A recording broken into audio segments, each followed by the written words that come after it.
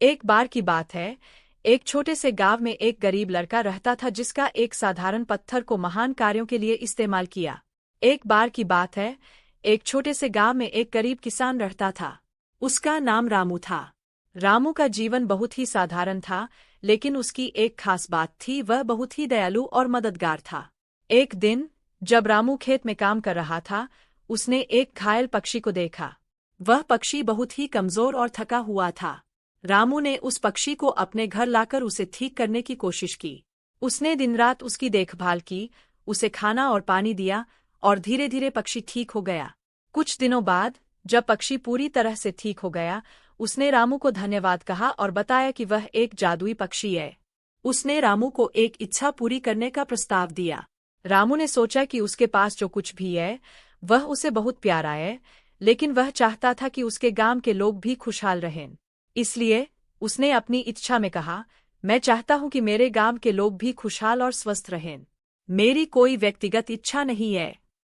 जादुई पक्षी ने उसकी इच्छा पूरी कर दी। कुछ ही दिनों में गांव में खुशहाली छा गई। लोगों की फसलें उन्नत हुईं, बीमारियां कम हो गईं, और सभी लोग एक दूसरे की मदद करने लगे। रामू का गांव अब एक आदर्श गांव बन गया था, जहां सभी लोग खुश और समृद्ध थे। रामू ने कभी भी अपनी अच्छाई के बदले में कुछ नहीं चाहा, लेकिन उसकी दया और परवार ने पूरे गांव की किस्मत बदल दी। उसकी कहानी गांव में एक प्रेरणा बन गई, और वह सबको यह सिखाती है कि सच्ची खुशी दूसरों की भलाई में होती है। जरूर, यहाँ एक छोटी सी कहानी है। सपनों का शहर। एक समय की बात है, एक छोटे से गांव में एक युवा लड़का समीर रहता था। समीर के पास बहुत सारे सपने थे, लेकिन उसके पास उन्हें पूरा करने के लिए साधन नहीं थे। वह अक्सर गांव के बाहर बने एक पुराने मंदिर में जाता और वहां अपनी इच्छाएं प्रकट करता। एक दिन जब समीर मंदिर में गया, तो उसने वहां एक पुराना पुस्तक देखा। उस पुस्तक पर लिखा था, जो इस पुस्तक को पढ़ेगा उसके सपने सच होंगे। समीर ने उस पुस्तक को खोला और पढ़ना शुरू किया। जैसे जैसे वह पढ़ता गया, उसे समझ में आया कि उसकी इच्छाओं को पूरा करने के लिए उसे कठिन मेहनत करनी होगी और अपने सपनों की ओर ठान लेना होगा। समीर ने कठिन मेहनत की, नई नई चीजें सीखी और अपनी क्षमताओं को बढ़ाया। धीरे धीरे उसके सपने सच होने लगे। वह एक दिन अपने गांव का सबसे सफल व्यक्ति बन गया, लेकिन उसने कभी भी अपने सपनों की ओर अपने जुनून और मेहनत को नहीं छोड़ा। समीर की कहानी हमें यह सिखाती है कि सपनों को पूरा करने के लिए मेहनत, धैर्य और खुद पर विश्वास आवश्यक है। आपको यह कहानी कैसी लगी? यहाँ एक छोटी सी कहानी है। सपनों की चाबी। एक छोटे से गांव में एक लड़का नामक अमर रहता था। अमर को हमेशा से ही एक सपना था, उसके पास एक चाबी हो जो उसे किसी भी मुश्किल को हल करने में मदद करे। एक दिन गांव में एक रहस्यमय बुआ आया और अमर को एक चमकदार चाबी दे दी। उसने कहा, यह चाबी तुम्हारे सपनों को साकार करने में मदद करेगी, लेकिन याद रखना, इसका इस्तेमाल केवल सच्चाई और अच्छाई के लिए करना। अमर ने चाबी को अपने पास रखा और धीरे धीरे गांव के लोगों की मदद करने लगा। उसने चाबी का इस्तेमाल करके खोई हुई वस्तुएं खोजीं, बीमारों का इलाज किया और गांव के छोटे मोटे समस्याओं को सुलझाया। हर बार जब अमर चाबी का उपयोग करता, तो वह समस्याएं खुद ब खुद हल हो जातीं। समय के साथ अमर की अच्छाई और सच्चाई की कहानियां दूरदराज के गांवों में भी फैल गईं। लोग अमर की मदद के लिए आने लगे।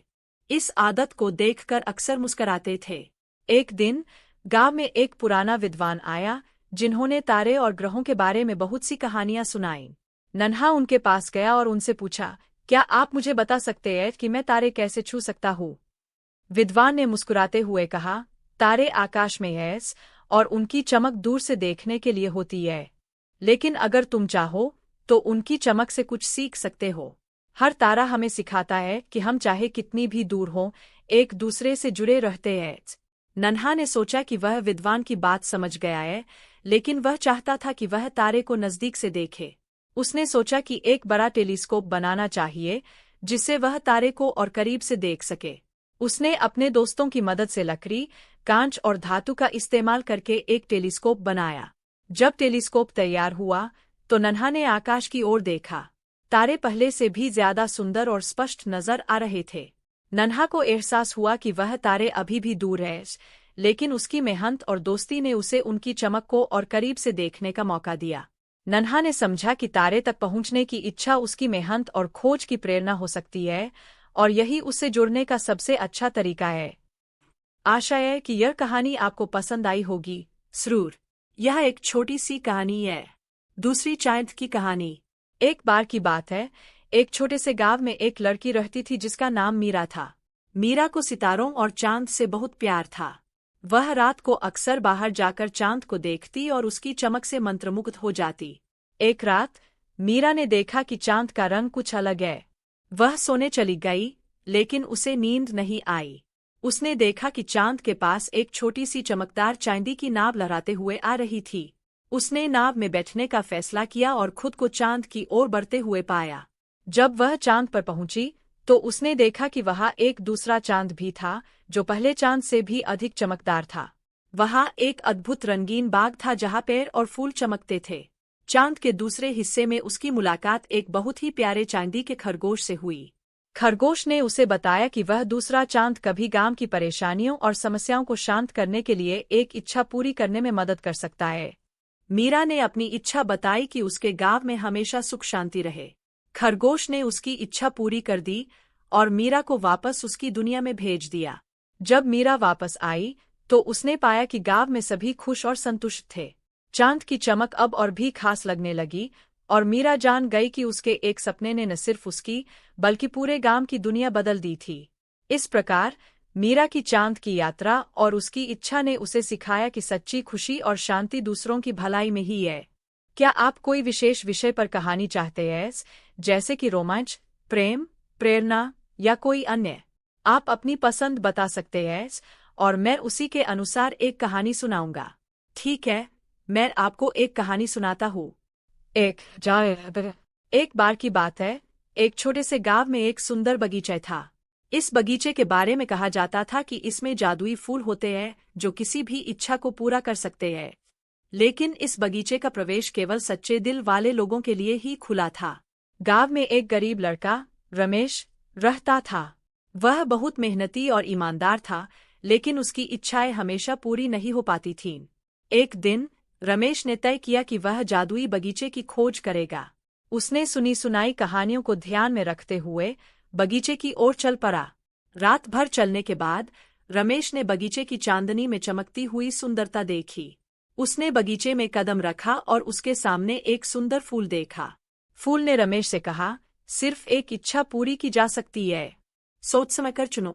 रमेश ने सोचा और कहा, मैं चाहता हूं कि मेरे गांव के लोगों की गरीबी दूर हो जाए और सभी सुखी और समृद्ध हो। फूल ने उसकी इच्छा पूरी कर दी। अगले दिन गांव में एक चमत्कार हुआ। सभी लोग धन और खुशहाली से परिपूर्ण हो गए। गांव खुशहाल हो गया और रमेश की आत्मा को संतोष मिला कि उसकी सच्ची और नेक इच्छा पूरी हुई। इस कहानी से यह सीखने को मिलता है कि सच्चे दिल से की गई इच्छाएं और प्रयास बहुत कुछ बदल सकते हैं। समाप्त। एक समय की बात है, एक छोटे से गांव में एक गरीब लड़का रहता था जिसका नाम अर्जुन था। अर्जुन बहुत मेहनती था, लेकिन उसकी परिस्थितियां उसे कभी भी बड़े सपने देखने की इजाजत नहीं देती थीं। उसकी मां बीमार थी और पिता की मृत्यु हो चुकी थी, जिससे अर्जुन पर घर का सारा बोझ था। एक दिन अर्जुन ने सोचा कि वह अपने गांव को छोड़कर शहर जाकर बेहतर जीवन की तलाश करेगा। उसने अपने पास जो भी पैसा था उसे जमा किया और एक छोटे से बैग में अपनी जरूरी चीजें रखी।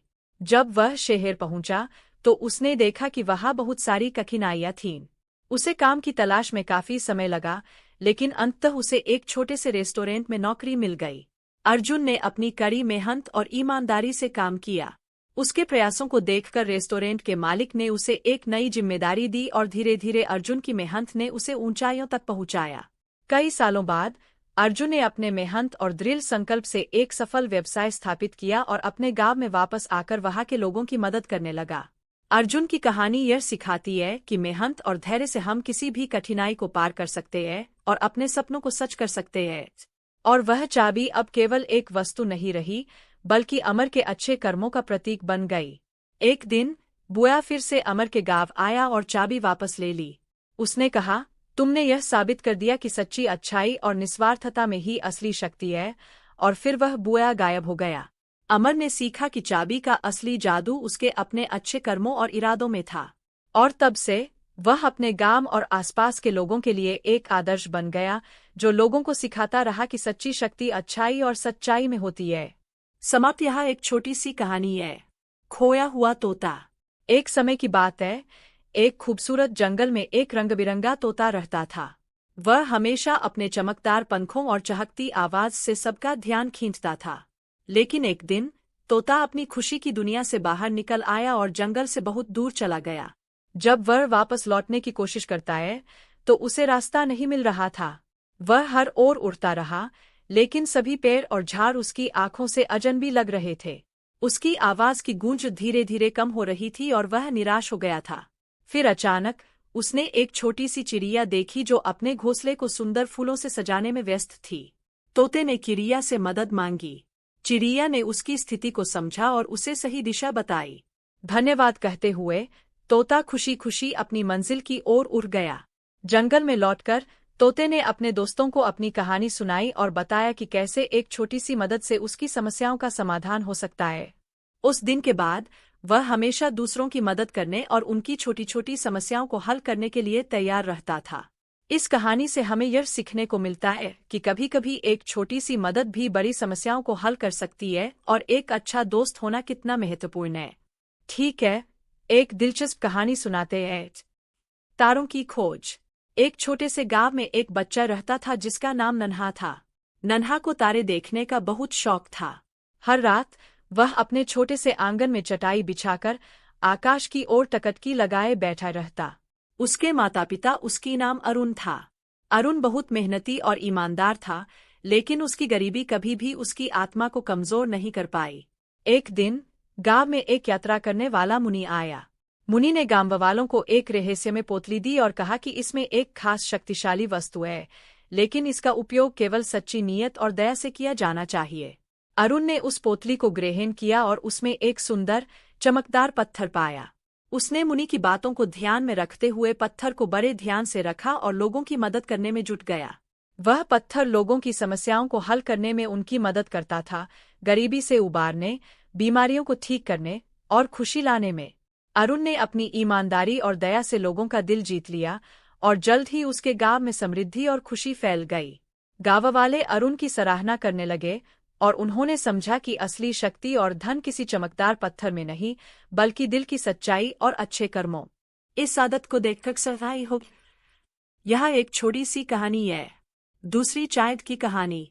एक बार की बात है, एक छोटे से गांव में एक लड़की रहती थी जिसका नाम मीरा था। मीरा को सितारों और चांद से बहुत प्यार था। वह रात को अक्सर बाहर जाकर चांद को देखती और उसकी चमक से मंत्रमुग्ध हो जाती। एक रात मीरा ने देखा कि चांद का रंग कुछ अलग है। वह सोने चली गई, लेकिन उसे नींद नहीं आई। उसने देखा कि चांद के पास एक छोटी सी चमकदार चांदी की नाव लहराते हुए आ रही थी। उसने नाव में बैठने का फैसला किया और खुद को चांद की ओर बढ़ते हुए पाया। जब वह चांद पर पहुंची तो उसने देखा कि वहां एक दूसरा चांद भी था, जो पहले चांद से भी अधिक चमकदार था। वहां एक अद्भुत रंगीन बाग था जहां पेड़ और फूल चमकते थे। चांद के दूसरे हिस्से में उसकी मुलाकात एक बहुत ही प्यारे चांदी के खरगोश से हुई। खरगोश ने उसे बताया कि वह दूसरा चांद कभी गांव की परेशानियों और समस्याओं को शांत करने के लिए एक इच्छा पूरी करने में मदद कर सकता है। मीरा ने अपनी इच्छा बताई कि उसके गांव में हमेशा सुख शांति रहे। खरगोश ने उसकी इच्छा पूरी कर दी और मीरा को वापस उसकी दुनिया में भेज दिया। जब मीरा वापस आई तो उसने पाया कि गांव में सभी खुश और संतुष्ट थे। चांद की चमक अब और भी खास लगने लगी और मीरा जान गई कि उसके एक सपने ने न सिर्फ उसकी बल्कि पूरे गांव की दुनिया बदल दी थी। इस प्रकार मीरा की चांद की यात्रा और उसकी इच्छा ने उसे सिखाया कि सच्ची खुशी और शांति दूसरों की भलाई में ही है। क्या आप कोई विशेष विषय पर कहानी चाहते हैं, जैसे कि रोमांच, प्रेम, प्रेरणा या कोई अन्य? आप अपनी पसंद बता सकते हैं और मैं उसी के अनुसार एक कहानी सुनाऊंगा। ठीक है, मैं आपको एक कहानी सुनाता हूँ। एक बार की बात है, एक छोटे से गांव में एक सुंदर बगीचा था। इस बगीचे के बारे में कहा जाता था कि इसमें जादुई फूल होते हैं जो किसी भी इच्छा को पूरा कर सकते हैं। लेकिन इस बगीचे का प्रवेश केवल सच्चे दिल वाले लोगों के लिए ही खुला था। गांव में एक गरीब लड़का, रमेश, रहता था। वह बहुत मेहनती और ईमानदार था, लेकिन उसकी इच्छाएं हमेशा पूरी नहीं हो पाती थीं। एक दिन रमेश ने तय किया कि वह जादुई बगीचे की खोज करेगा। उसने सुनी सुनाई कहानियों को ध्यान में रखते हुए बगीचे की ओर चल पड़ा। रात भर चलने के बाद रमेश ने बगीचे की चांदनी में चमकती हुई सुंदरता देखी। उसने बगीचे में कदम रखा और उसके सामने एक सुंदर फूल देखा। फूल ने रमेश से कहा, सिर्फ एक इच्छा पूरी की जा सकती है, सोच कर चुनो। रमेश ने सोचा और कहा, मैं चाहता हूं कि मेरे गांव के लोगों की गरीबी दूर हो जाए और सभी सुखी और समृद्ध हो। फूल ने उसकी इच्छा पूरी कर दी। अगले दिन गांव में एक चमत्कार हुआ। सभी लोग धन और खुशहाली से परिपूर्ण हो गए। गांव खुशहाल हो गया और रमेश की आत्मा को संतोष मिला कि उसकी सच्ची और नेक इच्छा पूरी हुई। इस कहानी से यह सीखने को मिलता है कि सच्चे दिल से की गई इच्छाएं और प्रयास बहुत कुछ बदल सकते हैं। समाप्त। एक समय की बात है, एक छोटे से गांव में एक गरीब लड़का रहता था जिसका नाम अर्जुन था। अर्जुन बहुत मेहनती था, लेकिन उसकी परिस्थितियां उसे कभी भी बड़े सपने देखने की इजाजत नहीं देती थीं। उसकी मां बीमार थी और पिता की मृत्यु हो चुकी थी, जिससे अर्जुन पर घर का सारा बोझ था। एक दिन अर्जुन ने सोचा कि वह अपने गांव को छोड़कर शहर जाकर बेहतर जीवन की तलाश करेगा। उसने अपने पास जो भी पैसा था उसे जमा किया और एक छोटे से बैग में अपनी जरूरी चीजें रखी। जब वह शहर पहुंचा तो उसने देखा कि वहां बहुत सारी कठिनाइयां थीं। उसे काम की तलाश में काफी समय लगा, लेकिन अंततः उसे एक छोटे से रेस्टोरेंट में नौकरी मिल गई। अर्जुन ने अपनी कड़ी मेहनत और ईमानदारी से काम किया। उसके प्रयासों को देखकर रेस्टोरेंट के मालिक ने उसे एक नई जिम्मेदारी दी और धीरे धीरे अर्जुन की मेहनत ने उसे ऊंचाइयों तक पहुंचाया। कई सालों बाद अर्जुन ने अपने मेहनत और दृढ़ संकल्प से एक सफल व्यवसाय स्थापित किया और अपने गांव में वापस आकर वहां के लोगों की मदद करने लगा। अर्जुन की कहानी यह सिखाती है कि मेहनत और धैर्य से हम किसी भी कठिनाई को पार कर सकते हैं और अपने सपनों को सच कर सकते हैं। और वह चाबी अब केवल एक वस्तु नहीं रही, बल्कि अमर के अच्छे कर्मों का प्रतीक बन गई। एक दिन बुआ फिर से अमर के गांव आया और चाबी वापस ले ली। उसने कहा, तुमने यह साबित कर दिया कि सच्ची अच्छाई और निस्वार्थता में ही असली शक्ति है।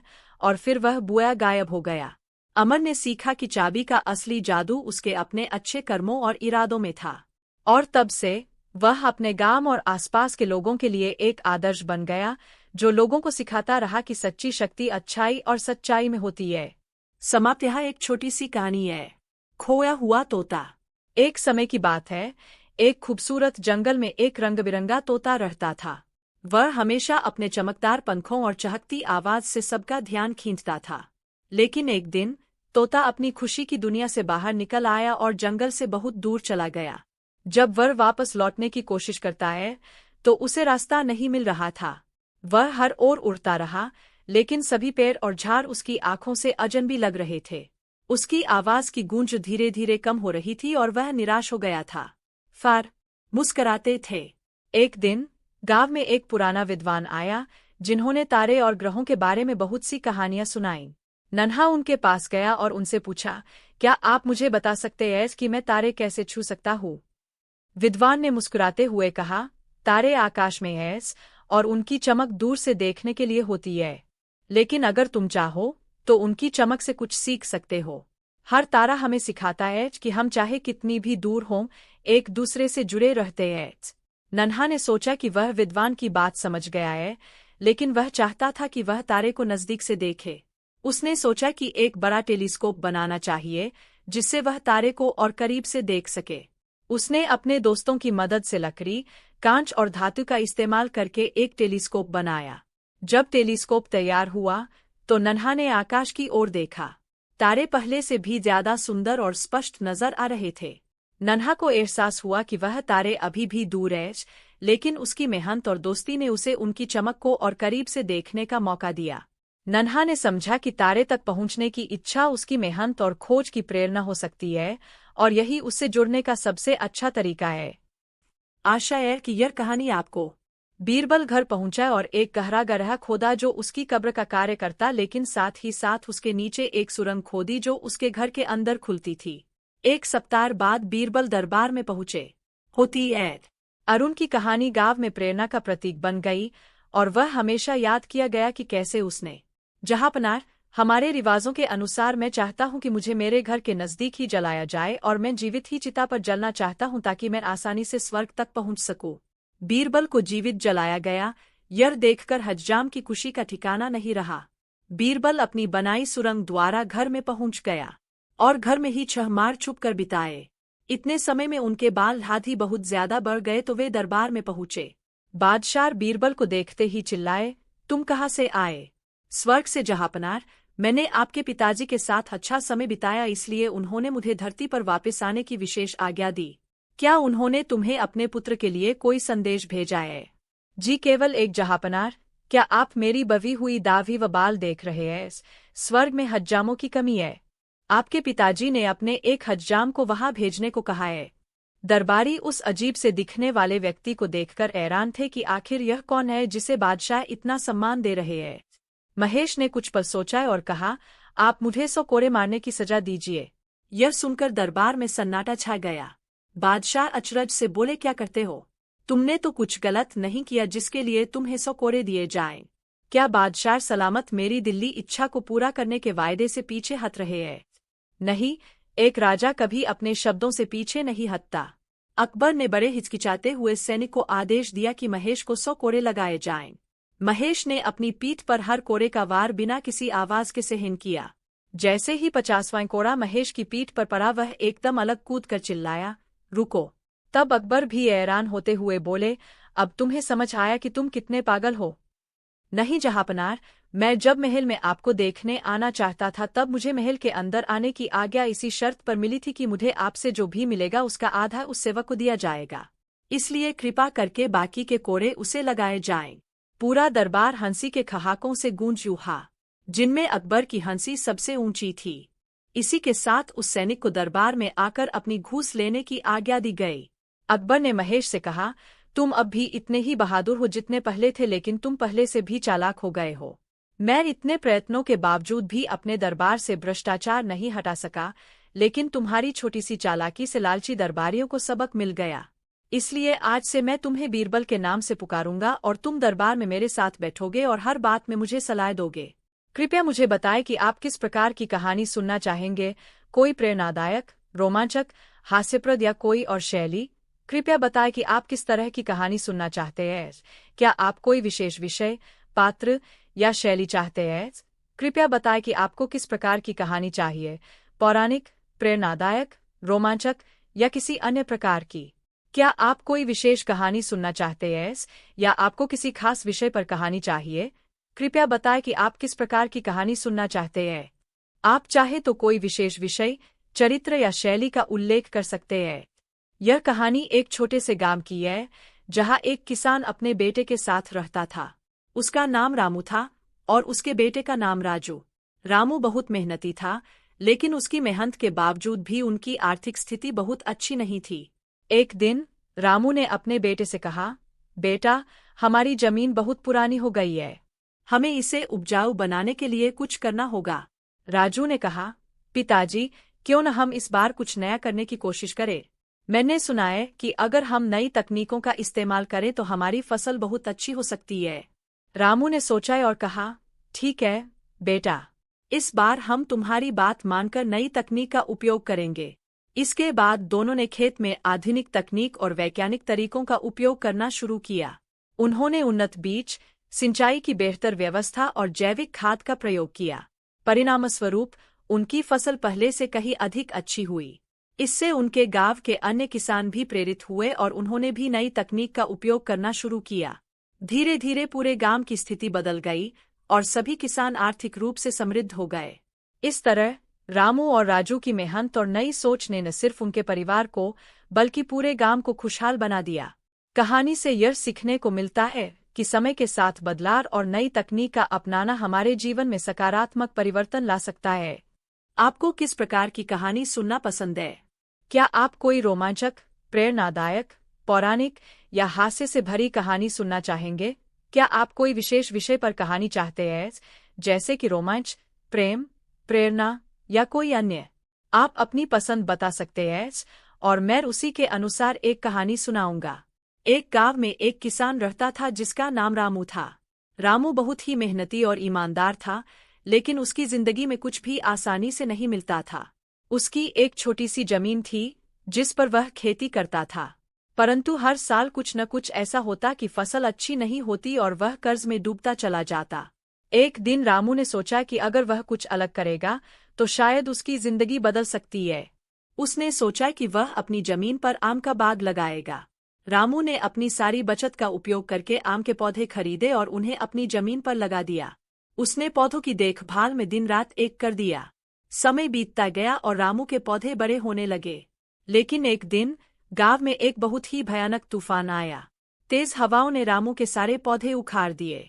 रामू के सपने चूर चूर हो गए। वह बहुत दुखी हुआ, लेकिन उसने हार नहीं मानी। उसने अपने खेत में फिर से पौधे लगाए और उनकी देखभाल की। कुछ सालों बाद रामू के बाग में फल लगने लगे। उसके आम बहुत मीठे और रसदार थे और वे गांव भर में मशहूर हो गए। रामू ने धीरे धीरे अपना कर्ज चुका दिया और उसकी जिंदगी बदल गई। रामू ने सीखा कि जीवन में कठिनाइयां आएंगी, लेकिन अगर हम अपने लक्ष्य पर अडिग रहें और मेहनत करते रहें तो सफलता जरूर मिलेगी। कहानी का संदेश मेहनत, धैर्य और दृढ़ संकल्प से ही सफलता मिलती है। कठिनाइयों का सामना करते हुए भी अपने सपनों को साकार करना संभव है। अचानक उसने एक छोटी सी चिड़िया देखी जो अपने घोंसले को सुंदर फूलों से सजाने में व्यस्त थी। तोते ने चिड़िया से मदद मांगी।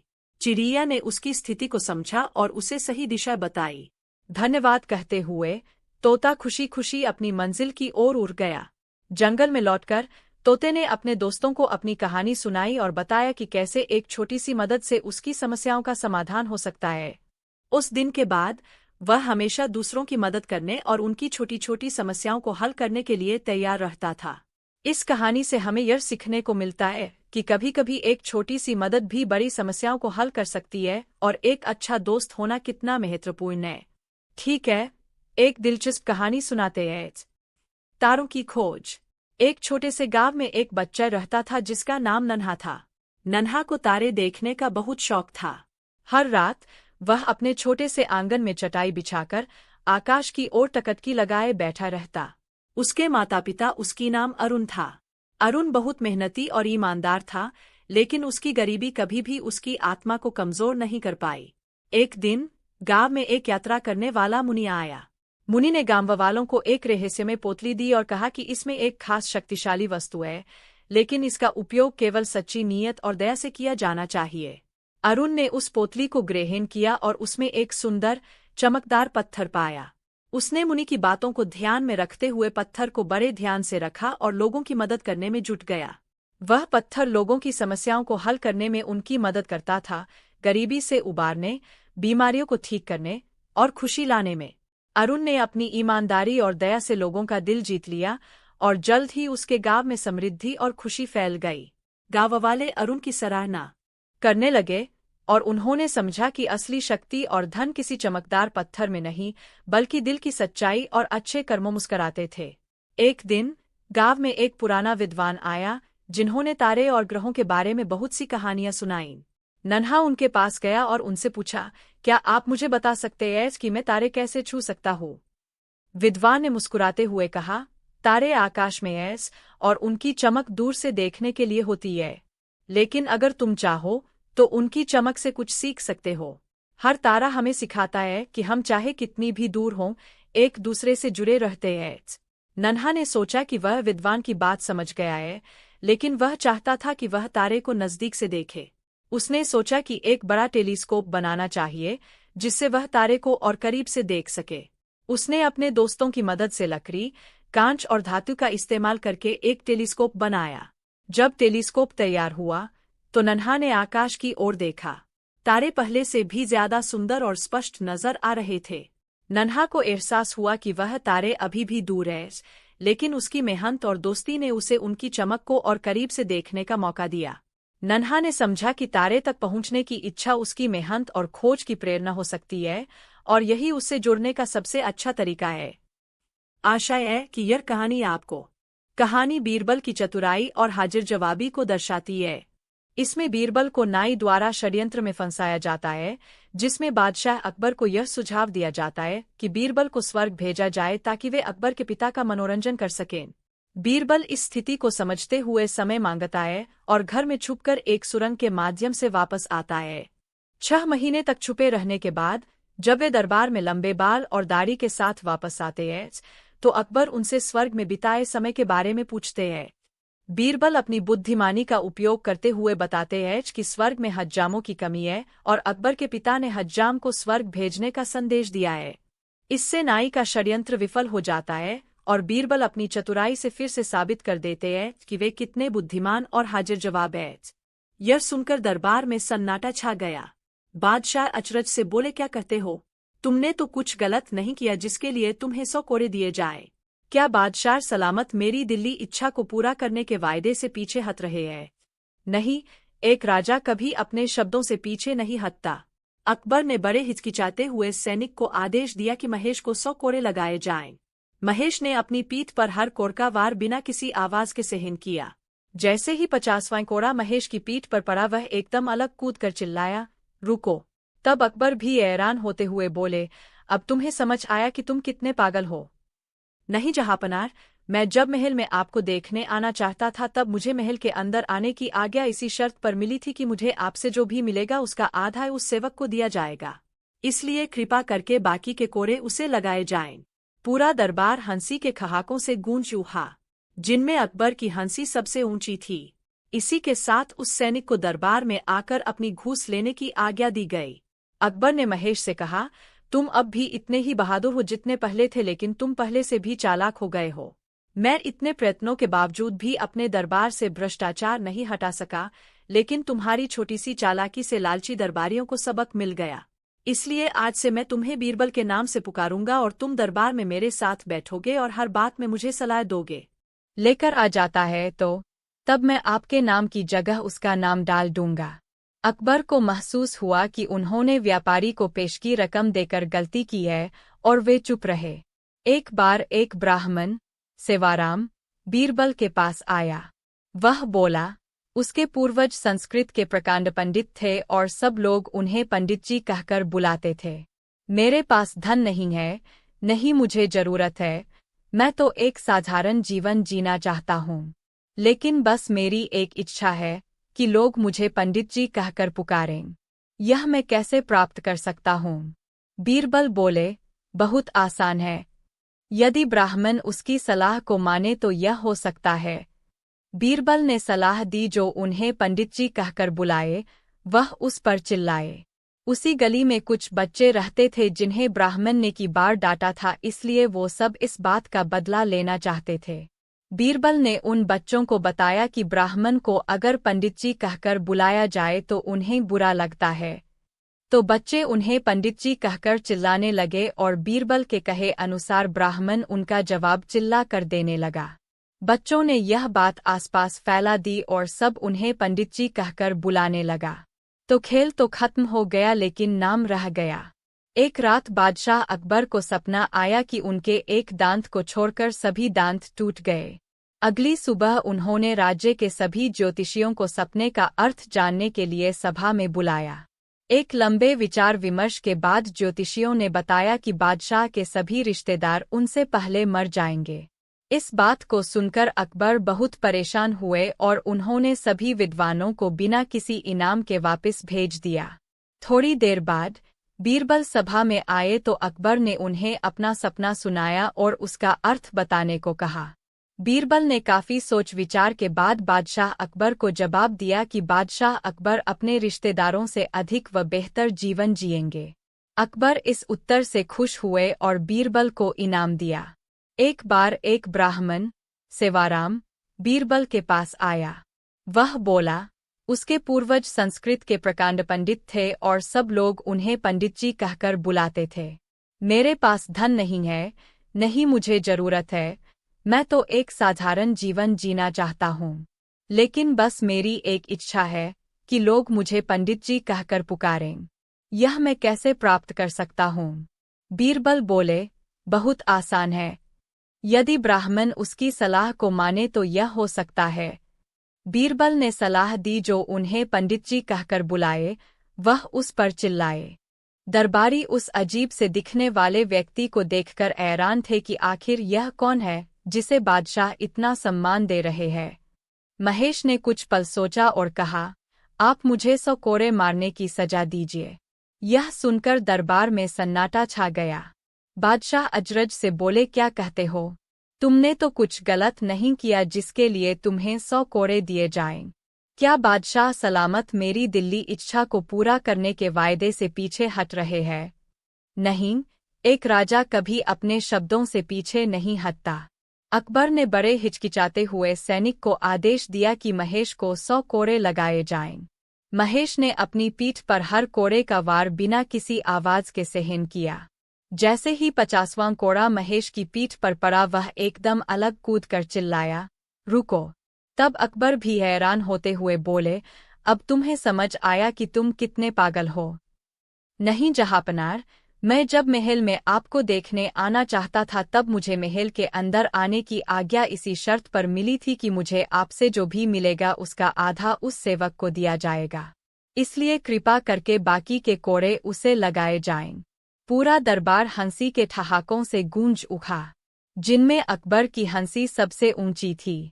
इसी के साथ उस सैनिक को दरबार में आकर अपनी घूस लेने की आज्ञा दी गई। अकबर ने महेश से कहा, तुम अब भी इतने ही बहादुर हो जितने पहले थे, लेकिन तुम पहले से भी चालाक हो गए हो। मैं इतने प्रयत्नों के बावजूद भी अपने दरबार से भ्रष्टाचार नहीं हटा सका, लेकिन तुम्हारी छोटी सी चालाकी से लालची दरबारियों को सबक मिल गया। इसलिए आज से मैं तुम्हें बीरबल के नाम से पुकारूंगा और तुम दरबार में मेरे साथ बैठोगे और हर बात में मुझे सलाह दोगे। एक बार बादशाह अकबर ने मध्य प्रदेश के एक गांव में अपना दरबार लगाया। उसी गांव में एक युवा किसान महेश दास भी रहता था। महेश ने बादशाह अकबर की घोषणा सुनी कि उस कलाकार को बादशाह 1000 स्वर्ण मुद्राएं देंगे जो उनकी जीवंत तस्वीर बनाएगा।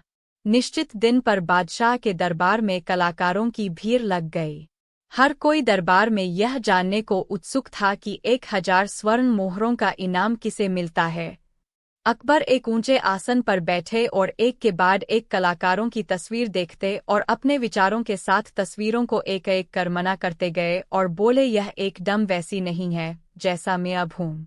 जब महेश की बारी आई, जो कि बाद में बीरबल के नाम से प्रसिद्ध हुए, तब तक अकबर परेशान हो चुके थे और बोले, क्या तुम भी बाकी सब की तरह ही मेरी तस्वीर बनाकर लाए हो? लेकिन महेश बिना किसी भय के शांत स्वर में बोला, मेरे बादशाह, अपने आप को इसमें देखिए और स्वयं को संतुष्ट कीजिए। आश्चर्य की बात यह थी कि यह बादशाह की कोई तस्वीर नहीं थी, बल्कि महेश के वस्त्रों से निकला एक दर्पण था। अकबर ने महेश दास का सम्मान किया और उसे 1000 स्वर्ण मोहरें उपहार स्वरूप दीं। बादशाह ने महेश को एक राजकीय मोहर वाली अंगूठी दी और फतेहपुर सीकरी अपनी राजधानी में आने का नियंत्रण दिया। दरबार का नाई बीरबल से बहुत चिढ़ता था तथा रोजाना उसके खिलाफ षड्यंत्र रचता रहता था। एक दिन उसके दिमाग में एक विचार आया और जब अकबर उसको हजामत करने के लिए बिलवाया तो वह बोला, जहांपनार, आप जानते हैं, कल रात मैंने स्वप्न में आपके पिताजी को देखा। बादशाह ने हज्जाम से पूछा, बताओ, वे तुमसे क्या कह रहे थे? वे स्वर्ग में बहुत खुश है, लेकिन वे कह रहे थे कि स्वर्ग के सभी वासी अकेले परेशान रहते हैं। वह चाहते थे कि आप वहां पर किसी को भेजें जो उनसे बातचीत कर सके। नाई ने कहा, महाराज, बीरबल बड़े मजाकिया स्वभाव के हैं, आप उन्हें स्वर्ग भेज दे ताकि वे आपके पिताजी को खुश रख सकें। बीरबल बादशाह के आदेश पर दरबार में पहुंचे तो अकबर ने कहा, बीरबल, हम जानते हैं कि तुम मेरे लिए कोई भी कुर्बानी दे सकते हो। बीरबल ने कहा, जी जहांपनाह, तो हम चाहते हैं कि तुम स्वर्ग में जाकर मेरे पिताजी का साथ दो, क्योंकि वहां पर उनसे बातचीत करने वाला कोई नहीं है। बीरबल ने कहा, ठीक है, लेकिन मुझे तैयारी के लिए कुछ समय दीजिए। मुगल बादशाह फूले नहीं समाये और बोले, ठीक है, तुम मेरे लिए इतना बड़ा बलिदान दे रहे हो तो मैं तुम्हें 1 सप्ताह का समय देता हूँ। बीरबल घर पहुंचा और एक गहरा गड्ढा खोदा जो उसकी कब्र का कार्य करता, लेकिन साथ ही साथ उसके नीचे एक सुरंग खोदी जो उसके घर के अंदर खुलती थी। 1 सप्ताह बाद बीरबल दरबार में पहुंचे। जहांपनार, हमारे रिवाजों के अनुसार मैं चाहता हूँ कि मुझे मेरे घर के नज़दीक ही जलाया जाए और मैं जीवित ही चिता पर जलना चाहता हूँ ताकि मैं आसानी से स्वर्ग तक पहुँच सकूँ। बीरबल को जीवित जलाया गया। यह देखकर हज्जाम की खुशी का ठिकाना नहीं रहा। बीरबल अपनी बनाई सुरंग द्वारा घर में पहुँच गया और घर में ही 6 माह छुप कर बिताए। इतने समय में उनके बाल राडी बहुत ज्यादा बढ़ गए तो वे दरबार में पहुँचे। बादशाह बीरबल को देखते ही चिल्लाए, तुम कहाँ से आए? स्वर्ग से जहाँपनार, मैंने आपके पिताजी के साथ अच्छा समय बिताया इसलिए उन्होंने मुझे धरती पर वापस आने की विशेष आज्ञा दी। क्या उन्होंने तुम्हें अपने पुत्र के लिए कोई संदेश भेजा है? जी केवल एक जहाँपनार। क्या आप मेरी बरी हुई दाढ़ी व बाल देख रहे हैं? स्वर्ग में हज्जामों की कमी है। आपके पिताजी ने अपने एक हज्जाम को वहां भेजने को कहा है। बादशाह अकबर के राज्य में एक व्यापारी आया। उसे गर्मी लगी तो उसने नदी पर स्नान करने की सोची। उसने अपने सारे गहने अपने कपड़ों के साथ कमरे के एक कोने में रख दिए और नहाने चला गया। जब वह नहाकर वापस आया तो देखा कि उसके गहने गायब है। उसने अपने सभी नौकरों से पूछा, मगर ये जानने में असफल रहा कि किसने गहने चुराए हैं। तब व्यापारी इस समस्या को सुलझाने के लिए अकबर के पास गया। अकबर ने यह समस्या बीरबल को दी। बीरबल ने व्यापारी को अगले दिन अपने सभी नौकरों के साथ दरबार में आने के लिए कहा। अगले दिन जब नौकर दरबार में आए तो बीरबल ने हर नौकर को एक छड़ी दी और कहा, मैं तुम सबको एक समान छड़ियाँ देता हूँ, लेकिन ये छड़ियाँ जादुई है। जब ये किसी चोर के पास होती है तो एक दिन में 1 इंच बढ़ जाती है। अगर तुमने अपने मालिक के गहने चुराए हैं तो तुम्हारी छड़ी कल तक 1 इंच बढ़ जाएगी। इसलिए अब अपनी अपनी छड़ी लेकर घर जाओ और कल मेरे पास आना। अगली सुबह दरबार लगा और व्यापारी व उसके नौकर अपनी अपनी छड़ी के साथ पहुँचे। बीरबल ने सबकी छड़ियाँ लेकर उन्हें एक साथ रख दिया। उनमें एक छड़ी बाकी सबसे 1 इंच छोटी थी। बीरबल ने व्यापारी से कहा, जो नौकर यह छड़ी लेकर आया उसने ही गहने चुराए हैं। उसने छड़ी को 1 इंच काटकर छोटा कर दिया ताकि छड़ी के 1 इंच बढ़ने पर इसका पता न लग सके और वह पकड़ा न जाए।